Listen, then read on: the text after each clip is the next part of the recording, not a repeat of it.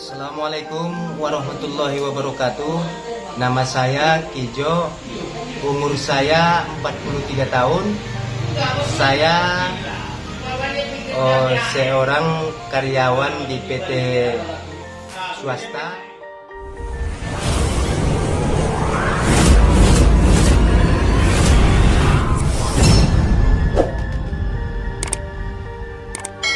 Halo pemirsa, masih ingatkah dengan Kijo Dalimunte?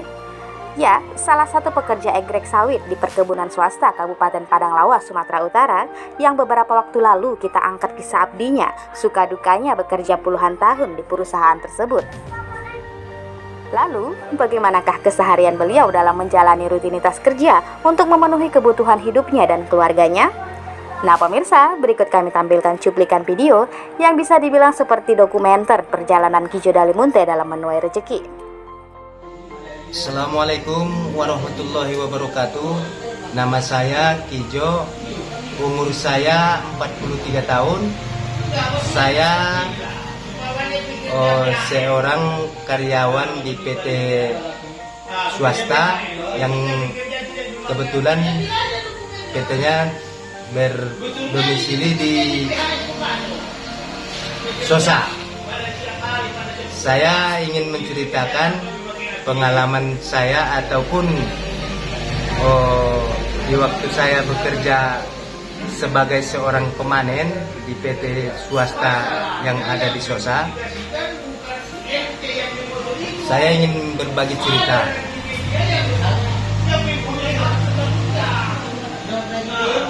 Mulai saya bekerja di PT swasta tahun 2011,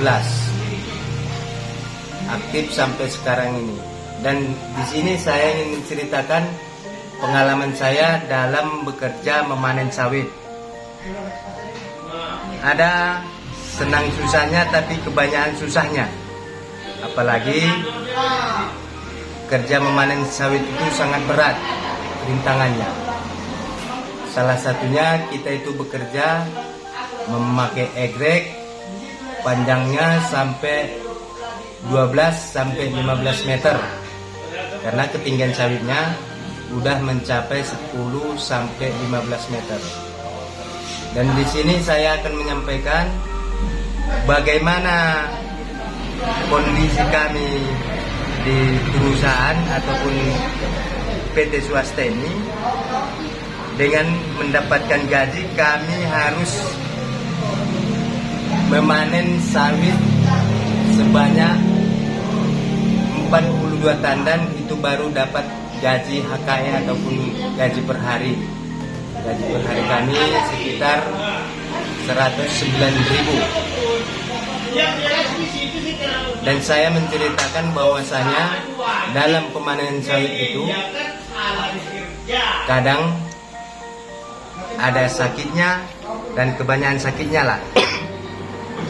Proses pemanenan sawit ini pertama kali saya dengan memakai egrek yang panjang 15 meter ini, saya harus selalu hati-hati dalam mengegrek sawit. Karena kalau memang kita nggak hati-hati, mau memang mengenai kita, mau debu sawitnya kena mata ataupun potongan pelepahnya kena kita, itu. Jadi untuk mengeluarkan sawit yang kami panen itu kami harus memakai angkong. Jarak tempuh ataupun jarak jauhnya pasar pikul yang kami lalui itu sekitar 180 meter mulai dari TPH akhir sampai batas blok panen, batas blok. Kita mengeluarkan sawit perjangjangnya melalui dengan mengangkong dengan pengangkutannya dengan memakai gajung. Itu terus tiap hari kami lakukan. Dan seterusnya saya bisa dibilang setelah sampai di TPH kami harus membonggel atau mengkampak bonggelan sawit, dan seterusnya itu memang setelah datang kerani panen ataupun pemuat itu akan langsung dimuat. Dan untuk pengalaman ataupun saya minta kepada kawan-kawan yang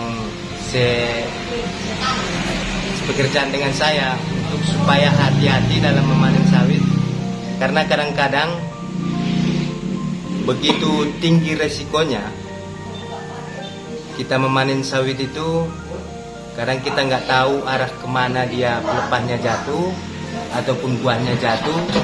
Makanya memang risiko untuk pemanen sawit ini sangat berbahaya.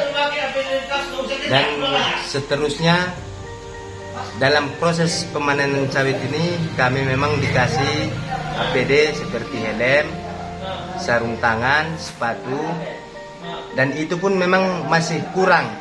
Karena kadang-kadang kita kecelakaan kerja bukan karena pakai helm kita aman, enggak, bukan karena kita pakai sarung tangan aman, enggak. Kadang-kadang kecelakaan kerja itu enggak tentu arahnya. Kadang mau dia datangnya dari samping, kalau dari atas dia dari atas, bukan langsung ke helm, kadang ke pundak, kadang ke tangan kita langsung. Nah, di situ risikonya paling berbahaya. Jadi seterusnya untuk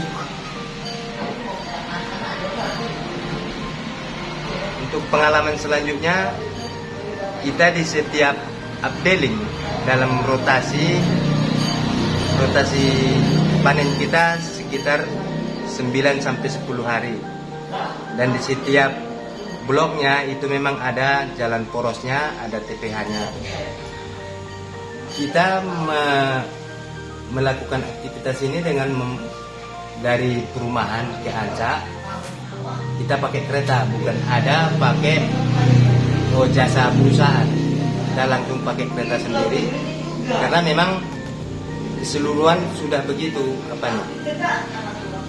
Dan di sini kami semua karyawan updating sebanyak 21 orang. Kalau memang Ancak panennya sekitar 24 nomor, mulai dari nomor 1 sampai nomor 24. Nah, ini semua belum untuk saya sendiri. Saya sudah karyawan ataupun SKO di perusahaan ini. Tapi ada juga sebagian pemanen itu masih BHL, statusnya BHL, belum ada PKWT atau PKWTT. Itu untuk kawan-kawan saya manen itu ada sekitar 4 orang BHL lagi. Jadi untuk masalah apabila ada kecelakaan kerja, memang kalau dikasih tahu sama mandor ataupun pimpinan updating, perusahaan langsung merespon dan membawanya untuk berobat ke klinik terdekat. Dan setelah itu masalah untuk buah sawit ataupun jangan sawit yang sudah terlanjur kita panen, itu akan dibantu oleh kawan kita yang sebelahnya. Dan kita, biarpun kita udah manen 10 tandan, 5 tandan, nah ini akan dibuat laporannya sama mandor ataupun pimpinan updating kecelakaan kerja.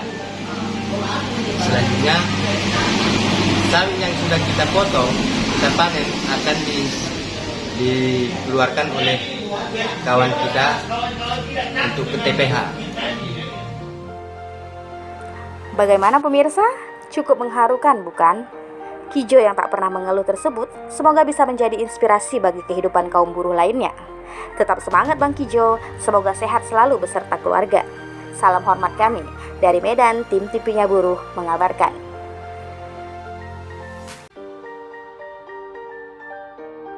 Demikian kabar buruh hari ini.